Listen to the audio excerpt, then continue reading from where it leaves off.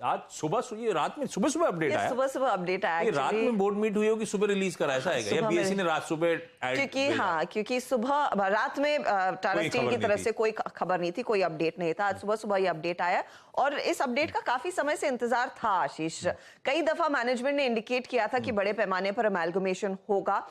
जब चंद्रशेखरन साहब टाटा सन्स के चेयरमैन बने थे तब भी उन्होंने कहा था कि जो सेम सेक्टर की अलग अलग लिस्टेड कंपनियां हैं, जो अलग अलग कंपनियां काम कर रही है, उनको पेरेंट में मर्ज करते हुए दिखाई देगी कंपनी। अब फाइनली वो दरअसल प्लान अंजाम लेता हुआ दिखाई दिया है। तो ये मेगा अमेलगमेशन प्लान इन्होंने अनाउंस किया है। 7 दरअसल इनकी मेटल की सब्सिडरीज हैं जो अब टाटा स्टील में अमेलगमेट होती हुई दिखाई देंगी। यहां पर जो लिस्टेड कंपनियां हैं उन पर हमने ध्यान देना है, जिसमें टाटा मेटालिक्स है, टीआरएफ है, टाटा स्टील लॉन्ग प्रोडक्ट्स है, टिन प्लेट है और फिर 3 अनलिस्टेड प्लेयर्स भी हैं। टाटा स्टील बेसिकली कह रहा है कि यहां पर होने क्या वाला है, एक तो सिनर्जीज होंगी, जो पूरा ग्रुप का होल्डिंग स्ट्रक्चर है, मैनेजमेंट के काम करने का तरीका है, वो सिंप्लीफाई होता हुआ दिखाई देगा और साथ ही साथ आगे चलकर स्ट्रेटेजिकली बिजनेस को ग्रो करने के लिए भी आसान होगा। इसीलिए दरअसल 7 सब्सिडरीज को अब टाटा स्टील का में विलय होता हुआ दिखाई देगा। अब रेशियोज आपके सामने लेकर आते हैं कि अगर आपके पास इन 4 लिस्टेड कंपनियों में से कोई है स्टॉक, तो उसके कितने शेयरों के बदले आपको कितने टाटा स्टील के शेयर मिलेंगे। तो अगर आपके पास 10 टीआरएफ के शेयर हैं, आपको मिलेंगे 17 टाटा स्टील के शेयर।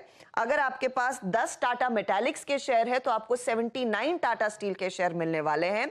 10 टाटा लॉन्ग प्रोडक्ट्स के शेयरों के सामने आपको मिलेंगे 67 टाटा स्टील के शेयर और 10 टिन प्लेट के शेयरों के सामने आपको मिलेंगे 33 टाटा स्टील के शेयर।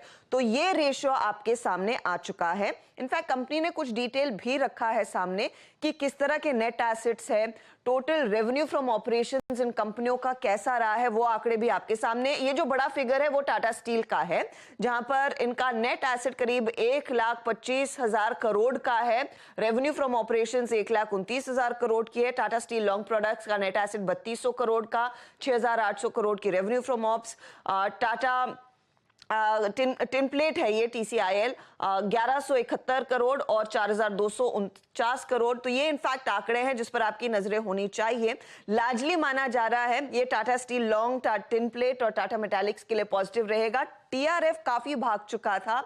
आपको ऑफ कोर्स हमारे जानकार बताएंगे कि इसके लिए कैसे प्ले आउट करेगा, लेकिन नेट एसेट के लिहाज से टाटा स्टील ज्यादा कुछ गेन नहीं कर रहा है। लेकिन यही है आज की सबसे बड़ी डेवलपमेंट और दरअसल बड़ी सिनर्जीज यहां पर टाटा स्टील अब भुनाता हुआ दिखाई देगा इन तमाम दूसरी सब्सिडरीज को अपने आप में मिलाकर। भैया ये सुबह अनाउंसमेंट आया टाटा की मेटल कंपनीज का मेगा मर्जर, सब टाटा स्टील में अमेलगमेट होती हुई नजर आएंगी। बैठे बैठे कैलकुलेशन कर रहा था, टीआरएफ के लिए तो बहुत ही बुरी खबर है, बहुत तेजी दिखाई है उस स्टॉक ने, 52% का डिस्काउंट बनेगा।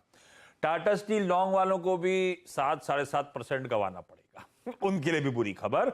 टाटा मेटालिक्स टिन प्लेट का जो मर्जर रेशियो है एट पार है, मोटा मोटी ये है तस्वीर मैथमेटिकल। लेकिन मेगा मर्जर पे बात करने के लिए आईडीबीआई कैपिटल के भवेश चौहान साहब जुड़ रहे हैं। जब भी मेटल्स में कुछ जरूरत होती है इंपॉर्टेंट डेवलपमेंट्स की तो भवेश जी का दरवाजा खटखटाते हैं हम लोग। भवेश जी, कुछ दिन पहले हम लोग चर्चा कर रहे थे टाटा स्टील को स्प्लिट करने की जरूरत क्यों पड़ी, 1 का 10 क्यों करा? ये 1 का 10 इसलिए हो रहा था कि ये अभी मर्जर में इजी पड़े है ना, उसका लॉजिक तैयारी तभी हो रही थी, मान के चलूं ना वो। हाँ आप कह सकते हो।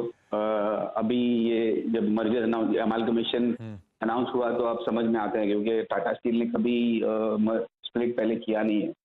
तो मर्जर ये जो अमालगमेशन है यहाँ पे रेशियोस थोड़े बेटर हो जाते हैं कैलकुलेट करने में। अगर आपके तो सबको लगता है ज्यादा मिल रहा है तो ये अब क्लैरिटी आई कि वो स्प्लिट, हम लोग सवाल उठा रहे थे 1,000 रुपए का 1,200 रुपए का स्टॉक क्यों 10 में तोड़ दिया, अब समझ में आया मुझे। अच्छा, अब ये जो अनाउंसमेंट आया है, अभी कंपनियों का रिएक्शन तो पता चल जाएगा, जितना डिस्काउंट है उस हिसाब से शार्प रिएक्शंस होंगे। ये टाटा स्टील के लिए मेगा मर्जर है कैसा, ये सारी कंपनियां एब्जॉर्ब करने लायक थी नहीं थी, आपका आकलन क्या है? जी, फर्स्ट ऑफ ऑल पॉजिटिव है बहुत टाटा स्टील के लिए, क्योंकि आप देखो कि बहुत सारी ये जो कंपनीज है वो उनका बैलेंस शीट अभी लीन हो चुका है। ये स्टील का जो लास्ट 2 साल से अच्छा साइकिल चल रहा था तो, और वो काफी अच्छा कैश फ्लो जनरेट कर रही है।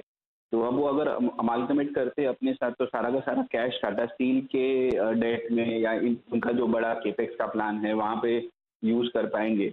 और अगर दूसरे तरीके से आप देखें तो बहुत सारे बिजनेसेस सेम ही है। टाटा स्टील लॉन्ग प्रोडक्ट्स एक अलग से लॉन्ग प्रोडक्ट्स बनाता है, टाटा स्टील भी वही काम करता है। तो कोई मतलब नहीं है कि आप दो दो सब्सिडरी रखो, दो दो लिस्टेड कंपनी रखो। It becomes compliance headache. एक हर तरह से एक बोर्ड मीटिंग्स करनी पड़ती है हर एक कंपनी के लिए अलग अलग। तो बेटर है कि आप अपना ग्रुप बहुत सिंप्लीफाई रखो। तो वो काफ़ी पॉजिटिव है। और टाटा स्टील का भी आप देखें तो लास्ट 2 साल में उन्होंने भी बहुत सारा डेट कम कर दिया है। तो अभी टाटा स्टील बाय चांस कोई कंपनी है जो अच्छा नहीं कर रही है तो उसका अमालगमेट करके उसका ऑपरेशंस भी क्लोज कर सकती है। कोई छोटी मोटी कोई छोटा मोटा डिवीजन है, यूनिट है इन सब्सिडरीज में। तो ये बड़ा पॉजिटिव है टाटा स्टील के लिए। It is very good. I think ये एक्चुअली ये प्रोसेस जो शुरू किया था आई थिंक साइरस मिस्त्री जी ने शुरू किया था जब वो थे एमडी। और उन्होंने पहले तो टाटा स्टील और इस बात को चंद्रा साहब आगे बढ़ा। अच्छा मुझे बता, आप तो खैर भावेश जी मैथमेटिक्स करने का समय नहीं है, आप कर रहे होगे, वर्कआउट कर रहे होगे, पॉजिटिव है, ठीक है। टाटा स्टील 103 पे खड़ा हुआ है, अभी तक के आपके टारगेट्स क्या है? बाय कोई चल रहा था क्या टाटा स्टील पे? और मैच करा क्या कुछ आपने इस अनाउंसमेंट के बाद? बाय रेटिंग तो है हमारा 106 का टारगेट प्राइस है, तो ज्यादा अपसाइड तो यहाँ से नहीं लगता। बट इसके चलते आई थिंक थोड़ा रिएक्शन पॉजिटिव होना चाहिए स्टॉक में। ठीक है, अब thank you Bhavesh ji, thank you so much. अब रिएक्शन जब आएगा